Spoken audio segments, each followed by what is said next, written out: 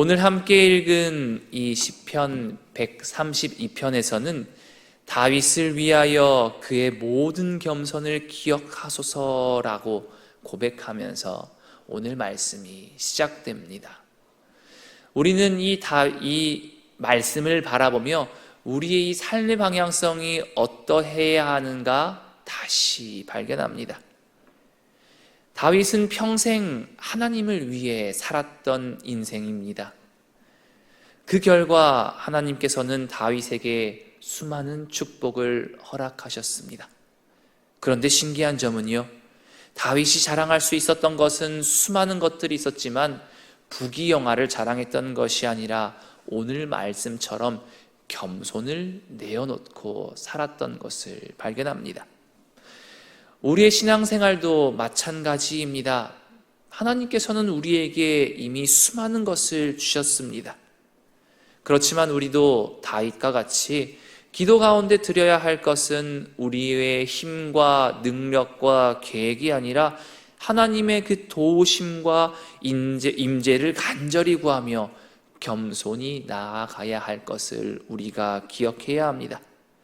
즉 성전에 올라가면서 불렀던 이 시편 132편의 고백처럼 자신의 집보다 하나님의 집을 먼저 구했던 이 다윗의 모습처럼 우리의 삶의 자리에서도 하나님의 집과 임재를 구하는 마음, 하나님의 언약을 붙드는 믿음, 그리고 하나님과 함께할 때 누리는 그 평안함과 풍성함을 소망하면서 살아갈 수 있는 우리가 되어야 합니다. 오늘 이 시편 132편을 묵상하면서 기억해야 할 첫 번째는 무엇입니까?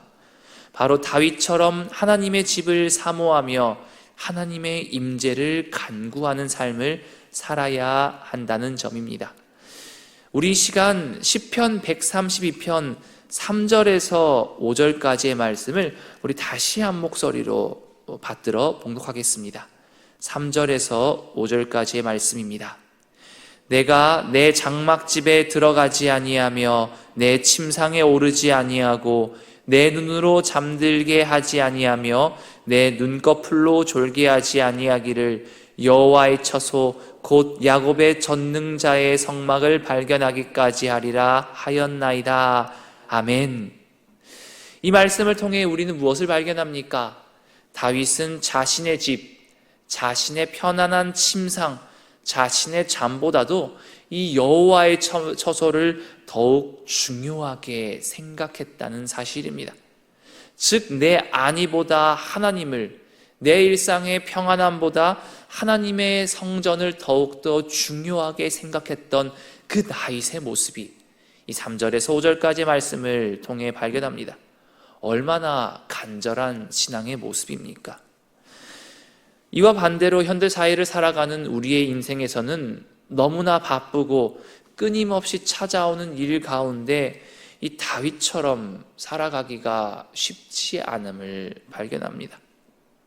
비록 우리의 편안함과 그 욕심을 먼저 생각하게 될 가능성이 높다 할지라도 우리도 말씀 속에 나타난 다윗처럼 나의 편안함보다 하나님의 장막을 우선순위로 삼고 하나님의 임재를 나의 가장 삶의 앞자리에 두면서 살아가게 된다면 비록 하나님의 뜻대로 살아갈 때 손해본다 생각되는 그 순간이 찾아온다 할지라도 하나님께서는 자신의 뜻대로 살아가는 하나님의 성전을 귀하게 살아가는 그 자녀의 삶을 내버려 두시지 않는다는 고백. 이 고백이 바로 시편 132편에 드러나는 고백입니다. 그러므로 아무리 힘들고 어렵다 할지라도 이 다윗의 고백처럼 성전을 사모하며 하나님의 임재를 우리의 삶의 우선순위로 놓고 살아갈 수 있는 여러분들이 되시기를 소망합니다. 그렇게 살아가는 우리의 인생 가운데 풀리지 않는 그 수많은 어려움들을 하나님께서 친히 임재하셔서 우리의 삶을 변화시켜 주실 것을 이 시간 믿음으로 고백합니다. 두 번째로는요, 시편 132편을 묵상하면서 우리는 하나님의 언약을 붙드는 믿음을 가져야 합니다. 우리가 시편 132편을 통하여서 붙잡아야 할 또 다른 진리, 그 진리는 바로 하나님의 언약은 결코 변하지 않는다는 사실입니다. 시편 이 기자는 11절 전반절에서는 이렇게 고백하고 있습니다. 여호와께서 다윗에게 성실히 맹세하였으니 변하지 아니하실지라. 성실히 맹세하였고 변하지 아니하신다는 그 하나님의 위대함을 찬양하고 있습니다. 하나님께서는 다윗에게 분명히 약속하셨습니다.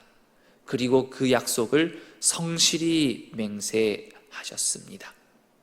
이것이 왜 위대한가 생각해 보면 우리 인간이 할 수 있는 그 약속의 단계와 근본적인 차이가 있기 때문입니다. 인간이 인간에게 하는 약속은 흔들릴 수 있습니다. 그리고 변할 수밖에 없습니다. 그렇지만 우리가 믿고 의지하는 하나님의 말씀, 하나님의 언약은요, 결코 변하지 않습니다.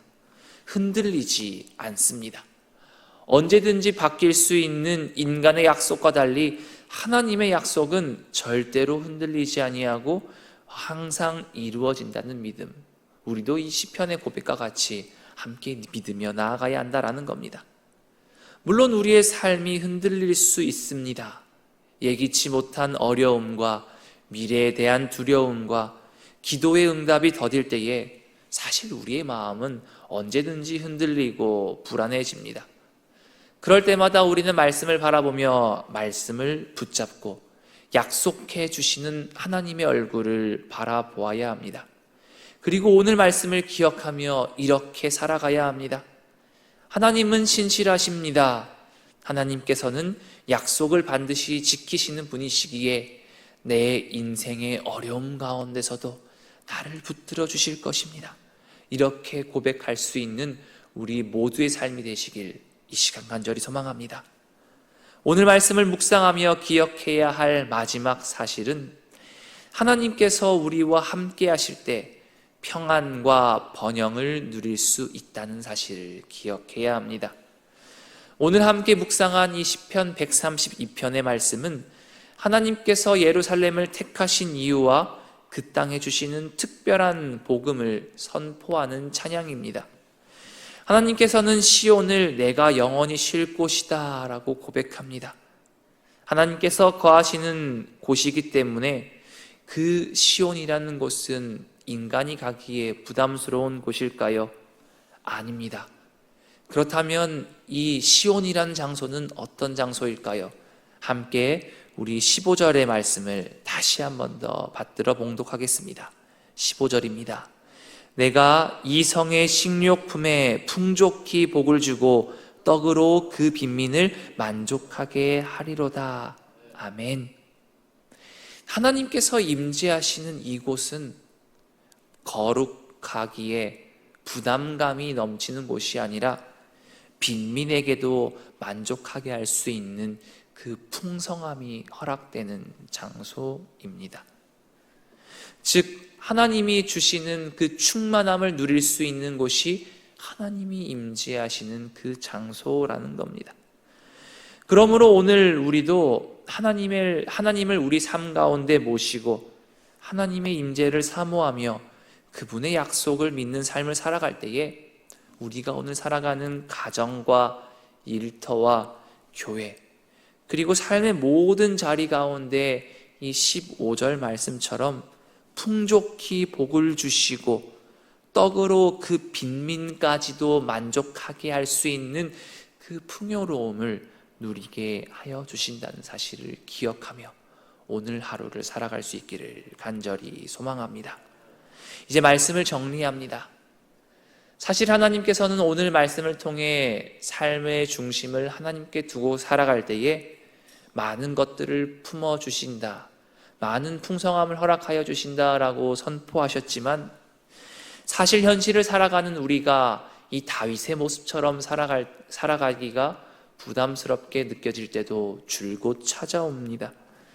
그렇지만 하나님의 이 집을, 그 임재를 사모하는 마음, 그리고 그 언약을 붙드는 믿음에는 필연적으로 하나님의 축복이 허락된다는 사실을 오늘 이 시간 믿음으로 소망하기를 소망합니다.